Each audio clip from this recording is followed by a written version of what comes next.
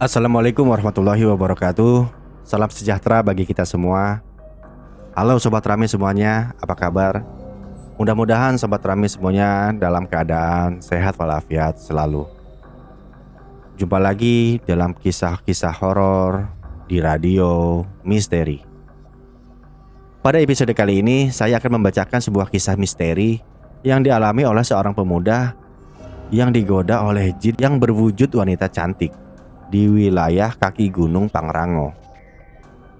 Apa yang terjadi ketika si pemuda ini menyadari apa yang sedang ia alami?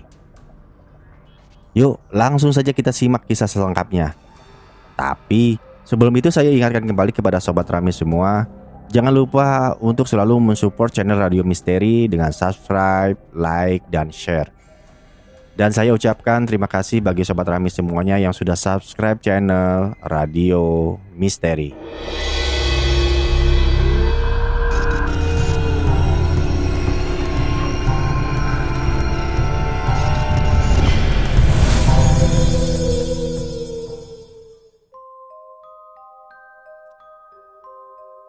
Sekitar awal tahun 80-an di daerah Salabintana, Sukabumi, hiduplah sebuah keluarga yang tinggal di dekat Gunung Pangrango. Keluarga ini memiliki 3 orang anak yang sudah menginjak usia remaja. Namanya Alan, Dinar, dan Dadi. Adalah 3 saudara yang jarak umurnya tidak terpaut terlalu jauh. Karena faktor ekonomi, mereka bertiga tidak memiliki pendidikan yang layak. Hanya sampai tingkat sekolah dasar saja pendidikan yang mereka miliki. Ayah mereka yang seorang buruh tani memaksa Alan, Dinar, dan Dadi harus ikut membantu mencari tambahan untuk memenuhi kebutuhan hidup mereka sehari-hari. Dinar dan Dandi mengikuti jejak orang tuanya sebagai buruh tani di sebuah perkebunan teh yang tidak terlalu jauh dari rumah mereka. Sedangkan Alan lebih memilih bekerja di sebuah toko agen sembako milik Ko Acai di pasar Sukabumi. Karena hidup di lingkungan pasar yang dekat dengan perkotaan, Alan memiliki penampilan yang lebih gaul ketimbang Dinar dan Dadi yang bekerja sebagai buruh tani di perkebunan teh milik negara. Alan yang bekerja jauh dari rumah baru tiba di rumah sekitar jam 8 malam. Rumah mereka yang jauh dan berada di pelosok membuat Alan harus berjalan kaki cukup jauh setelah turun dari kendaraan angkutan umum. Apalagi saat musim hujan, jalanan menjadi becek. Jadi Alan harus ekstra hati-hati jangan sampai celananya kotor oleh lumpur. Selain sepi, jalanan kampung menuju rumah Alan banyak melalui kebun-kebun yang gelap. Berhubung Alan yang lahir dan besar di situ sudah terbiasa dengan jalur yang sepi dan gelap itu. Rumah-rumah penduduk pun sangat jarang di jalan yang biasa dilalui oleh Alan. Lalu, bagaimana kisah Alan saat bertemu dengan jin yang berwujud perempuan cantik di jalan yang biasa ia lalui? Jadi peristiwa itu terjadi saat Alan pulang malam saat ia selesai menutup toko tempatnya bekerja. Ia diajak oleh temannya sesama pelayan toko di pasar untuk membesuk salah satu teman mereka yang sakit. Nah, setelah selesai menjenguk temannya yang sakit, jam menunjukkan pukul 8 malam. Bagi masyarakat yang tinggal di perkotaan, jam 8 malam suasananya masih ramai. Tapi tidak di kampungnya Alan. Jam 8 malam keadaannya sudah sangat sepi. Alan yang biasanya sudah sampai di rumah jam 8, saat ini ia baru mulai jalan dari rumah temannya di kota. Dengan langkah agak terburu-buru, Alan langsung menyetop angkutan umum yang menuju ke arah tempat tinggalnya di Salabintana. Saat turun dari angkutan umum, ternyata Alan tidak sendirian. Ia melihat 3 orang perempuan yang sedang asik bercerita berjalan di depan Alan. Tapi Alan tidak mengenal ketiga perempuan itu. Alan berjalan di belakang ketiga perempuan itu. Dan dalam hatinya, lumayan ada teman jalan walaupun tidak kenal. Sesekali ketiga perempuan itu menoleh ke arah Alan yang berjalan tidak jauh di belakang mereka. Menurut Alan, wajah ketiga perempuan itu cantik-cantik semua. Walaupun Alan berada agak jauh di belakang ketiga wanita itu, tapi suara obrolan mereka sangat jelas. Mungkin karena kondisi malam yang sangat sepi. Lama-kelamaan ketiga perempuan itu mengajak Alan untuk bergabung dengan mereka. Alan yang masih remaja itu tidak menyia-nyiakan kesempatan. Dan Alan mulai terlibat dalam obrolan ketiga gadis cantik itu. Dan akhirnya Alan mengetahui nama-nama ketiga perempuan itu. Wiwin, Hani, dan Yuyun adalah nama ketiga perempuan itu. Membuat suasana semakin akrab. Wiwin, Hani, dan Yuyun mengaku kalau mereka asli penduduk kampung sini. Cuma mereka lebih banyak tinggal di Jakarta karena mereka bekerja di sana. Saat ini mereka sengaja mengambil cuti untuk bisa pulang ke kampung bersama. Alan yang masih terpukau dengan kecantikan ketiga sahabat ini pun mengatakan, "Oh, pantas. Saya tidak pernah melihat kalian. Ternyata kalian bertiga merantau di Jakarta," ujar Alan. Tapi yang membuat aneh Alan adalah ketiga perempuan ini sering melihat Alan saat pergi dan berangkat bekerja. "Kita sih sering ngeliat Aa lewat kalau mau berangkat atau pulang kerja," ujar Yuyun. "Hah, masa sih?" tanya Alan sedikit kegeeran. "Beneran, cuma kita-kita kan malu mau nunggu duluan," ujar Wiwin sambil malu-malu. Mereka pun lalu melanjutkan obrolan mereka. Dan tak lama setelah itu, salah satu dari mereka bertiga yaitu Yuyun memisahkan diri menuju ke sebuah rumah yang berada agak masuk dari jalan utama. Tapi rumahnya kelihatan dari jalanan utama. Yuyun mengatakan kalau itu adalah rumahnya. Alan, Wiwin, dan Hani menghentikan langkah mereka, menunggu Yuyun sampai masuk ke dalam rumah. Setelah yakin Yuyun masuk ke rumahnya, barulah Alan, Wiwin, dan Hani melanjutkan perjalanan mereka. Suasana malam yang diterangi rembulan membuat Alan, Wiwin, dan Hani semakin akrab. Mereka melanjutkan obrolannya yang penuh canda tawa. Alan sendiri terlihat semakin akrab dengan Wiwin dan Hani. Dari ketiga perempuan cantik ini, Alan sepertinya menaruh hati kepada Hani, yang bertubuh mungil dan agak sedikit manja. Bagaimana hati Alan tidak bergetar? Pasalnya, saat ada sesuatu yang mengagetkan, Hani langsung berteriak sambil memeluk tangan Alan. Walaupun setelah itu Hani buru-buru melepaskan lagi tangan Alan sambil sedikit malu. Saat sedang asik-asiknya ngobrol, tiba-tiba mereka berada di sebuah pertigaan di dekat jembatan. Wiwin memberi kode bahwa mereka harus berpisah di pertigaan ini. Lalu Alan bertanya kepada Wiwin, "Rumahmu sebelah mana, Win?" tanya Alan penasaran. Lumayan jauh dari sini, jawab Wiwin. "Berani pulang sendirian?" tanya Alan lagi. "Ya beranilah, ini kan masih sore. Lagian di kampung sendiri masa takut?" jawab Wiwin dengan santainya. Tapi sebagai lelaki, Alan tidak tega membiarkan Wiwin jalan sendirian, apalagi malam kayak gini. Akhirnya Alan setengah memaksa mengantarkan Wiwin sampai ke rumahnya. Wiwin pun menerima tawaran Alan untuk mengantarkannya sampai depan rumah. Mereka bertiga pun akhirnya berjalan bersama lagi menuju rumahnya Wiwin, yang letaknya lumayan jauh dari pertigaan yang mereka lewati tadi. Setelah sampai di depan rumahnya, Wiwin menawarkan kepada Alan dan Hani untuk mampir sebentar di rumahnya. Tapi berhubung malam sudah semakin larut, Alan dan Hani menolaknya secara halus. Setelah Wiwin masuk ke rumahnya, Alan lalu kembali lagi menuju ke jalan utama ke arah rumahnya. Tapi Hani menolaknya dan berkata, "Ngapain balik lagi, jauh-jauh? Kita lewat jalur sini aja, lebih dekat dan sekalian nganterin saya," kata Hani dengan manjanya. "Emang ada jalan lain yang lebih dekat?" tanya Alan sambil mengernyitkan dahinya. "Ada, mari Hani kasih tahu," jawab Hani meyakinkan. Alan pun langsung senang hati menuruti saran dari Hani. Apalagi Alan yang sejak awal merasakan getaran-getaran di hatinya saat berada dekat dengan Hani. Lalu mereka berdua berjalan menyusuri jalan yang dimaksud oleh Hani.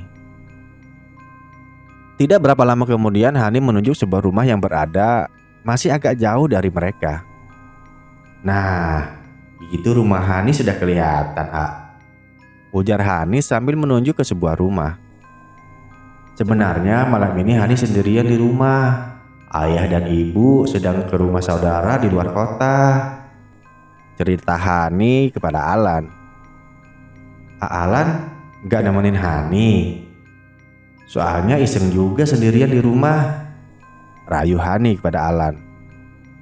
Seketika darah Alan menggelora. Jantungnya berdebar-debar mendengar ajakan Hani untuk menemaninya, karena di rumahnya tidak ada siapa-siapa. Ditambah lagi memang Alan jatuh hati dengan Hani sejak awal bertemu. Apalagi parasnya yang sangat cantik, mungil, dan agak manja, membuat Alan tidak berpikir dua kali untuk memenuhi permintaan Hani. Akhirnya mereka berdua tiba di rumah Hani, dan kondisinya memang sepi, tidak ada siapa-siapa selain mereka berdua. Nah, malam itu Alan dan Hani seperti kesetanan. Menurut cerita Alan, malam itu mereka melampiaskan hasrat mereka yang menggelora bagaikan pengantin baru. Dan yang lebih gilanya lagi, mereka melakukannya berkali-kali sampai menjelang subuh. Karena kelelahan, akhirnya mereka berdua tertidur pulas. Sementara itu, di tempat terpisah, orang tua Alan sangat khawatir karena jam sudah menunjukkan pukul 2 dini hari. Dan Alan belum menampakkan batang hidungnya. Menurut ayahnya, Alan belum pernah pulang terlambat kecuali ia minta izin terlebih dahulu bila ada keperluan lain. Padahal jam 10 tadi, ayahnya sudah menyuruh Dinar dan Dadi adiknya untuk bertanya kepada Ko Acai. Mungkin Ko Acai tahu kemana Alan pergi. Tapi Ko Acai mengatakan kalau dia tidak tahu dan juga tidak dititipi pesan sama Alan. Tadi dia pulang seperti biasa kok setelah tutup kios, kata Ko Acai.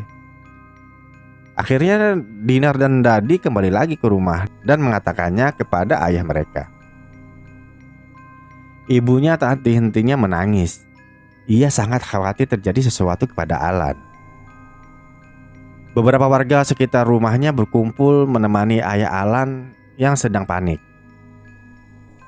Nah, Sobat Ramis, kembali lagi kepada Alan. Alan yang sedang tertidur lelap karena kelelahan setelah semalaman bercinta dengan Hani, tiba-tiba terbangun setelah mendengar suara azan subuh berkumandang dari pengeras suara musola yang letaknya entah di mana. Alan yang terbangun itu kaget melihat dirinya berada di sebuah pemakaman tua milik keluarga lurah. Alan yang belum sadar sepenuhnya dan masih dalam posisi tidur di lahan pemakaman itu merasakan ada sebuah benda dalam pelukannya. Perlahan-lahan ia merasakan dengan tangannya benda apa yang ada di pelukannya itu lembek dan berair. Itu yang ia rasakan. Kemudian Alan melepaskan pelukannya itu dan duduk memperhatikan benda itu. Dirinya terkaget-kaget setelah ia amati ternyata benda yang ia peluk itu adalah bangkai anjing yang sudah setengah membusuk. Di bangkai anjing itu Alan melihat belatung memenuhi bagian perut bangkai anjing itu. Aroma busuk dari bangkai anjing itu mulai ia rasakan setelah dirinya sadar dari kebingungannya. Alan berteriak ketakutan dan berusaha menjauh dari bangkai anjing itu. Sambil membersihkan belatung yang menempel di baju dan celananya, tubuh Alan gemetaran. Baju dan celananya kotor berlumuran tanah dan serpihan daging dari bangkai anjing yang membusuk itu. Alan kemudian lari sekuat tenaga meninggalkan tempat itu. Tapi ia bingung mau kemana arahnya, sebab kondisinya masih gelap. Nah, Dalam kepanikan dan ketakutan yang luar biasa, Alan terus berlari melintasi alang-alang dan tanaman liar yang tingginya hampir sewajahnya. Alan terus berlari dan akhirnya ia menemukan jalanan desa yang becek dan belum beraspal. Alan terus berlari sampai akhirnya cahaya mentari mulai muncul dari ufuk timur.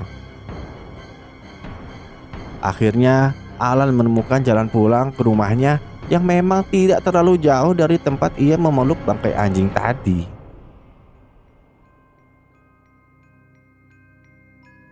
Nah, Sobat Ramis, singkat cerita, sampai di rumahnya, Alan langsung memeluk ibunya yang belum tidur semalaman karena memikirkan nasib Alan. Alan menangis terseduh-seduh di pelukan ibunya. Ibunya menanyakan kemana ia semalaman. Tapi Alan tidak dapat berkata-kata, apalagi bercerita tentang peristiwa yang mengerikan dialaminya. Alan masih syok dengan kejadian yang dialaminya. Setelah lama menangis di pelukan ibunya, perlahan-lahan Alan mulai tenang. Apalagi di rumahnya masih banyak orang yang sejak dari semalam ikut menunggu kedatangannya. Kemudian setelah lepas dari pelukan ibunya, Alan langsung berlari ke kamar mandi dan membersihkan diri dari tanah kuburan dan serpihan daging bangkai anjing. Nah, setelah selesai mandi, Alan langsung masuk ke kamarnya dan merebahkan diri di tempat tidur. Ayah dan ibunya menemui Alan di kamarnya. Tubuhnya demam, matanya terpejam seperti orang tak sadarkan diri. Ibu dan ayahnya mendekati Alan di sisi tempat tidurnya. Perlahan-lahan ibunya mengusap-usap kepala Alan yang terbaring di tempat tidurnya. Alan, panggil ibunya pelan. Mendengar suara ibunya, perlahan Alan membuka matanya. Tubuhnya masih terbaring lemah di tempat tidur. Kamu kenapa, Nak? Kamu dari mana semalam? Tanya ibunya lembut. Alan masih tetap tidak menjawab. Tiba-tiba, tanpa ia sadari, air matanya menetes begitu saja membasahi pipi. Tatapannya kosong, menatap langit-langit rumah yang terbuat dari anyaman bambu. Ibunya tampak semakin sedih dan khawatir melihat kondisi Alan. Dan demamnya Alan semakin tinggi. Ibunya buru-buru memberikan pertolongan pertama dengan mengompres keningnya dengan handuk kecil yang dibasahi dengan air. Dan Alan mulai berhalusinasi. Tangannya mengelus-elus bantal guling yang ada di sebelahnya. Ibunya coba menyadarkan Alan dengan memanggil-manggil namanya. Alan kembali tenang dan tidur lagi. Ibunya terus membilas handuk kecil yang digunakan untuk mengompres agar demamnya segera turun. Tak beberapa lama kemudian Alan kembali berhalusinasi dengan gerakan yang sama dengan sebelumnya. Nah, melihat kondisi Alan yang tidak biasa, ayahnya bergegas keluar kamar dan pergi. Para tetangga yang berkumpul sejak semalam perlahan-lahan membubarkan diri pulang ke rumah mereka masing-masing. Tak lama kemudian, ayah Alan datang bersama Pak Engkus. Pak Engkus adalah seorang kiai di kampung sini. Kedatangan Pak Engkus ke rumah Alan karena permintaan dari ayahnya Alan untuk melihat kondisi Alan yang agak janggal. Pak Engkus selalu menemui Alan di kamarnya. Ia duduk di atas tempat tidur di sebelah Alan yang sedang terbaring lemah. Pak Engkus memperhatikan Alan dari kepala sampai ke kaki sambil memegang tangan Alan. Kemudian Pak Engkus memberikan segelas air putih yang sudah ia doakan. Alan pun mulai sadar dan demamnya pun mulai turun. Nah, Sobat Ramis, demikianlah kisah tentang Alan yang bertemu dengan jin perempuan yang menjebaknya dalam gelora asmara. Nah, sebelum berpisah, tak bosannya saya mengingatkan bagi Sobat Ramis semua yang memiliki kisah-kisah misteri dan ingin berbagi dengan kami, dapat mengirimkan ceritanya di kolom komentar atau ke email yang tertera di deskripsi. Sampai jumpa lagi pada kisah-kisah horor selanjutnya. Wassalamualaikum warahmatullahi wabarakatuh.